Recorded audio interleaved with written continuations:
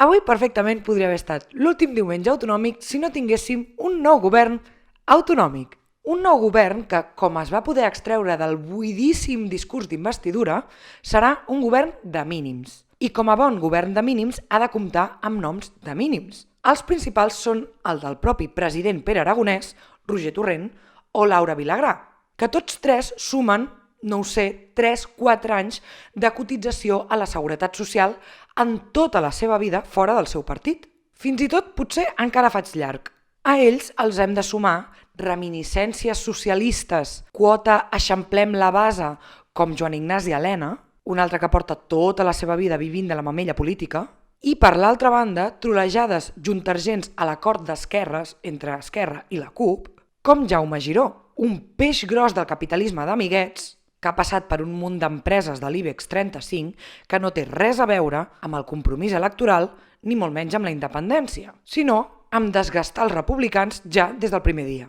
Només ells, Junts per Catalunya, tenen un pla amb aquest govern propi de qui porta un avantatge de dècades en la puta i la Ramoneta, que Esquerra pensen que es pot imitar en 4 dies. I aquest pla consisteix a escenificar que el partit presidit per Carles Puigdemont coexisteixen dues ànimes, la possibilista, que prioritza mantenir el govern autonòmic, i la insurrecta, representada pel mateix molt honorable, i els que han renunciat a entrar en aquest govern.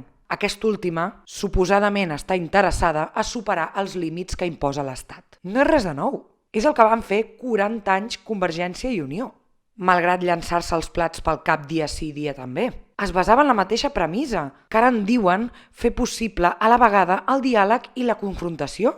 Ja aleshores, com tot govern autonòmic, eren governs de mínims que ens volien fer creure que podien aconseguir objectius de màxims. Pur fum que va quedar al descobert l'octubre de 2017.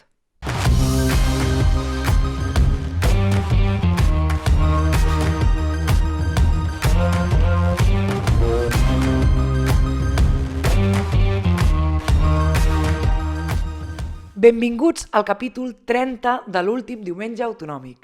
Ja som més de 8.000 seguidors sense cap campanya de publicitat, només gràcies a la difusió que m'esteu ajudant a fer a Twitter, a WhatsApp, a Telegram, i que us demano que seguiu fent perquè encara hi ha marge per arribar als 10.000 seguidors. Encara que no us perdeu cap vídeo, recordeu que és important que us feu subscriptors al botó d'aquí sota on hi diu subscriure'm. Aquesta setmana hi ha teca per 3 diumenges autonòmics, de manera que he hagut de fer una selecció força restrictiva del que m'ha semblat més interessant. I començaré pels fets que són la confirmació que amb aquests polítics no es pot fer la independència. Ni ara, ni demà, ni en 2 anys, ni en 10, ni mai. I per què? Doncs perquè no fent-la, aquests polítics saben que tenen una carrera política assegurada. Per això porten dècades obeint i parant la mà, com Pere Aragonès, Roger Torrent o Laura Vilagrà, que no saben el que és tirar un currículum, que et descartin a una entrevista de feina, patir per pagar nòmines o per pagar la quota d'autònoms, emprendre projectes, fracassar i tornar a començar, ni res que passi fora del Parlament o del número 166 del carrer Calàbria. El mateix que en polítics com Salvador Illa, Eva Granados, David Cid, Ramon Espadaler, Damià Calvet, Albert Batet, etc. A continuació tenim un tast de l'oferta que representa que és Pere Aragonès com a president de la Generalitat. Si tenen la voluntat d'ajudar-nos a fer avançar el país, avui tenen l'oportunitat de demostrar-ho no oposant-se a la meva investidura com a president de la Generalitat. Totes i cadascuna de les polítiques del govern que vull impulsar respondran als ideals republicans, als principis bàsics de la llibertat, de la igualtat, de la fraternitat, conjuntament amb l'ecologisme, el feminisme, el pacifisme, la diversitat cultural i l'europeisme. Quin contingut més sòlid aquest discurs, Jo us demano que l'escolteu sencer, feu-me el favor, perquè no podria recórrer a més tòpics i més llocs comuns, com fer avançar el país, transformació social, verda, feminista, democràtica. Quina idea de país més ambiciosa, més concreta, més genuïna. Llibertat, igualtat i fraternitat, diu. Valors republicans, diu. Quins valors? Els dels Estats Units, que bàsicament es fonamenten en protegir la propietat privada davant de la tirania. Els de la Revolució Francesa, que en alguns casos es van materialitzar en resultats tan nefastos com el genocidi cultural que encara aquesta setmana lamentàvem. Podríem tenir idees pròpies, sisplau? Aquí, la que serà vicepresidenta de govern, Laura Vilagrà, concreta una mica més en el programa. El que diem és que ens donem un marge d'espai de negociació, una negociació que hi hem d'anar amb tota la força d'aquest 52%, bàsicament amb dos elements sobre la taula, que és parlar de l'autodeterminació de Catalunya i de l'amnistia pels presos i les preses polítiques. Laura, el 52% dels vots no et dona cap força addicional al del 48% si el fas servir pel mateix, és a dir, per pidolar, que és el que fas quan demanes que et reconeguin un dret que has d'exercir tu, el dret d'autodeterminació o l'amnistia. I què fa Junts per Catalunya? En primer lloc, evidentment, arribar a un acord de govern amb ells i fer-nos empassar 2 anys la camama del diàleg. No fos cas que més de 200 alts càrrecs s'haguessin de buscar ara la vida fora de la política.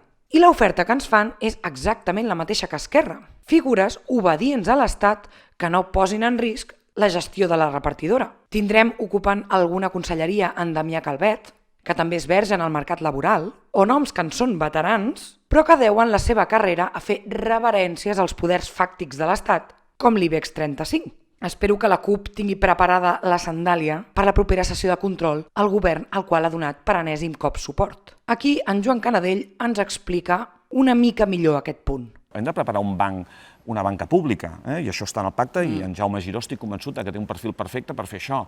Hem de buscar finançament extern per ajudar a la Generalitat i finançar-nos sense dependre de l'estat espanyol, i això també està recollit en el pacte. Segur que Jaume Giró és un perfil boníssim per arriscar-se a ser encausat pels tribunals espanyols, per puntejar l'Estat i fer una banca pública o finançament extern. Seguríssim. Quines penques. Entretant, prepararem l'embat, perquè l'embat no el podem improvisar quan faci 2 anys, sinó que l'hem de començar a preparar ara, i ja veurem si l'embat és quin és. Això ja ho veurem. S'haurà de preveure i fer mecanismes per tornar a la mobilització de la ciutadania. S'ha de demanar recolzaments, buscar recolzaments internacionals. És un tema clau. Què és l'embat? Ja ho veurem, diu. Ei, que ho portaven al programa, Però traslladat a la realitat ja es veurà. I sempre en mans de la societat civil, com si no haguessin fet la feina d'organitzar un referèndum, protegir-lo i de fer les mobilitzacions més importants de la història recent de Catalunya. És que tot el tall de Canadell és mel.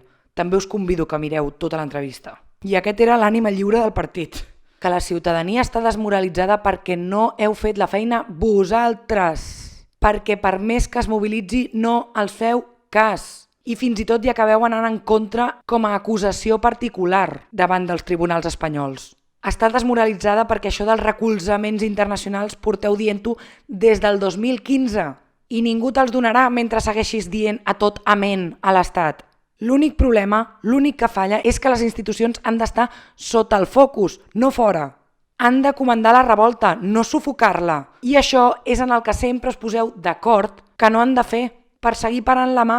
I la segona cosa que ha fet Junts per Catalunya és, alhora, fer veure que hi ha una part que és contrària a aquest acord. Si és que són uns genis! Puigdemont sap perfectament que un sol tuit seu, durant la celebració de la consulta interna sobre l'acord de govern, o abans, quan la cúpula es va treure de l'aixella que les dues opcions havien de contenir que s'havia d'investir Pere Aragonès sí o sí, un sol tuit seu hauria multiplicat la participació, que no va arribar al 65%, i hauria inclinat el resultat, cosa que sí va fer en altres processos interns. Per exemple, les primàries per conformar la llista del 14 de febrer.